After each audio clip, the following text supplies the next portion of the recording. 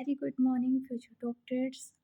हमने ये कल फिनिश किया हुआ था, यहाँ तक हमने कर लिया था। अब हम उसके आगे जा रहे हैं स्टडी करने, तो अब इसको ध्यान से समझिए आप लोग।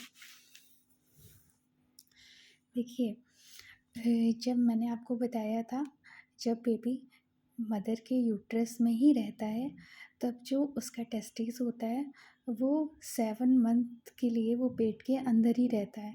ठीक है, जब वो बेबी जब 7 मंथ का हो जाता है तब वो जो टेस्टिस है वो बाहर आ जाता है। ओके, एक पाउच लाइक स्ट्रक्चर होता है जिसको हम लोग स्क्रोटम बोलते हैं। तो जब एब्डोमेन में होता है अटैच कैसे होता है वो हम देखने जा रहे हैं। देखिए, ये टेस्टीज़ है हमारी, ठीक है, टेस्टीज़ है। अ, ये एब्डोमेन में कैसे अटैच होती है वो देखने जा रहे हैं। इंग्यूनल कैनाल के थ्रू ये अटैच होता है। टेस्टीज़ के जो ये जो पाउच लाइक स्ट्रक्चर होता है ना जिसके अंदर टेस्टीज़ होता है, इसको हम लोग स्क्रोटम बोलते हैं। देखिए, 2 मसल्स का नाम आपको याद रखना पड़ेगा। एक होता है डाल्टोस मसल और एक होता है क्रीमास्टर मसल। ये जो डाल्टोस मसल होती है वो टेस्टिस के सराउंडिंग्स में होती है, और जो क्रीमास्टर मसल होती है वो स्पर्मेटिक कॉर्ड में ही होती है। ठीक है, जो मतलब जो टेस्टिस एब्डोमेन में अटैच होता है ना, एब्डोमेन में अटैच होता है, उसमें बहुत सारी कॉर्ड्स हेल्प करती है। कौन कौन सी कॉर्ड है देखने जा रहे हैं। स्पर्मेटिक कॉर्ड में इसमें ब्लड वेसल्स भी होता है, वास डिफरेंस होता है, लिम्फेटिक वेसल्स होता है, और जैसे मैंने आपको बोला था क्रीमास्टर मसल होता है। ठीक है, ये डायग्राम आप लोग नोट कर लीजिए। अब हम आगे देखने जा रहे हैं। देखिए, एक टर्म आता है क्रिप्टोरकिडिज्म। इसमें ये होता है कि कभी कभी क्या होता है, एब्डोमेन से टेस्टिस बाहर नहीं आ पाता है। अगर टेस्टिस बाहर नहीं आ पाएगा तो स्पर्म नहीं निकल पाएगा, तो जो मेल होगा वो बच्चे पैदा नहीं कर पाएगा। इसलिए अगर किसी चांसेस में जो एब्डोमेन से अगर टेस्टिस बाहर नहीं आ पाया, उसको हम लोग क्रिप्टोकिडिज्म बोलते हैं, जिसकी वजह से मेल स्ट्राइल हो जाता है। ठीक है, failure of testis to descend from abdomen to scrotum, sterile male. Okay, अब देखिए, बहुत ज़्यादा मेन काम है ये जो क्रीमास्टर मसल जो इंगुइनल कैनाल में होता है, और डार्टोस मसल में जो डार्टोस मसल है, ये दोनों बहुत हेल्प करते हैं टेम्परेचर मेंटेन करने में।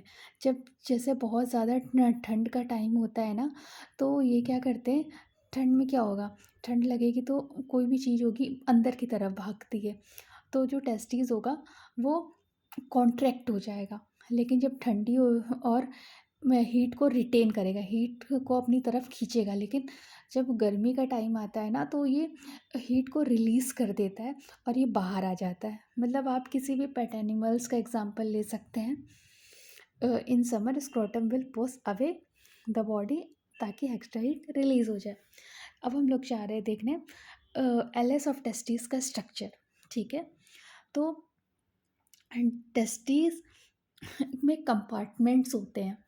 ठीक है, ये जो बाहर का ये जो कंपार्टमेंट आपको दिख रहा है, इसको हम लोग टेस्टिकुलर लोब्यूल बोलते हैं। इसका नंबर होता है 250 to 300। ओके, एंड देन इसके अंदर सेमिनिफेरस ट्यूबुल्स होती है, इसका नंबर 1 से 3 होता है। और यहाँ से स्मॉल डक्ट निकलती है जिसको हम लोग ट्यूबुलाई रेक्टाई बोलते हैं। और ट्यूबुलाई रेक्टाई के बाद आता है हमारा ये वाला पोर्शन जिसको हम लोग रीटी टेस्टिस बोलते हैं, रीटी टेस्टिस बोलते हैं। फिर रीटी टेस्टिस से भी एक डक्ट निकलती है जिसको हम लोग वास इफ्रेंशिया बोलते हैं। ये जो पोर्शन है वास इफ्रेंशिया तक है ना, ये अंदर की तरफ है, टेस्टिस के अंदर की तरफ। टेस्टिस के बाहर की तरफ क्या है, फिर ये आता है हमारा एपिडिडाइमस। वास इफ्रेंस, ये छोटी छोटी डक्ट निकली है, इसको वास इफ्रेंशिया बोला है।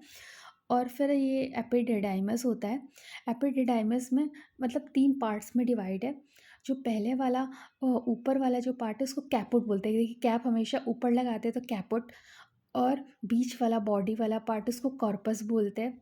और जो टेल वाला पार्ट होता है, टेल मतलब कौड़ा होता है, तो नीचे वाले पार्ट को हम लोग कौड़ा बोलेंगे। एंड देन ये अटैच होता है, वास डिफरेंस से अटैच होता है। ओके, आप लोगों को ये आपको लर्न करना पड़ेगा। डायग्राम का सीक्वेंस भी बहुत पूछा जाता है, तो अच्छे से आप लोग लर्न कर लीजिएगा। अब हम लोग जा रहे हैं सेमिनिफेरस ट्यूबल के बारे में पढ़ने। सेमिनिफेरस ट्यूबल ये वाला स्ट्रक्चर जिसमें स्पर्म का फॉर्मेशन होता है। तो 1 से 3 होता है, तो 3 हमने बना लिया है, बट हम एक्सप्लेन एक को एग्जांपल लेके करते हैं। देखिए, सेमिनिफेरस ट्यूबल के अंदर 2 सेल्स पाई जाती है। जो छोटी छोटी सेल्स है ना, इसको हम लोग सर्टोली सेल बोलते हैं। सर्टोली सेल का दूसरा नाम है सस्टेंकुलर सेल या फिर नर्ड सेल। ये क्या करती है, न्यूट्रिशन प्रोवाइड करती है। और ये जो बड़ी बड़ी सेल्स है ना, इसको हम लोग स्पर्मेटोगोनिया या फिर मेल जर्म सेल बोलते हैं। ये स्पर्म का फॉर्मेशन करती है, ठीक है। मियोसिस करके स्पर्म बनाती है ये स्पर्मेटोगोनिया। देखिए, नरिशमेंट मतलब मतलब स्पर्म यहाँ से बनेंगे तो उसको खाना पीने की ज़रूरत होगी, तो ये जो नट सेल है ना, ये खाना पीना देगी। सर्टोली सेल, इसको नट सेल भी बोलते हैं, ये नरिशमेंट भी प्रोवाइड करती है। और सेमिनिफेरस ट्यूबुल के बाहर इंटरस्टिशियल सेल्स होती है, ये एंडोक्राइन सेल्स होती है, मतलब हार्मोन प्रोड्यूस करती है। जैसे देखिए, स्पर्म यहाँ से बना, अब इसको हार्मोन्स कहाँ से मिले?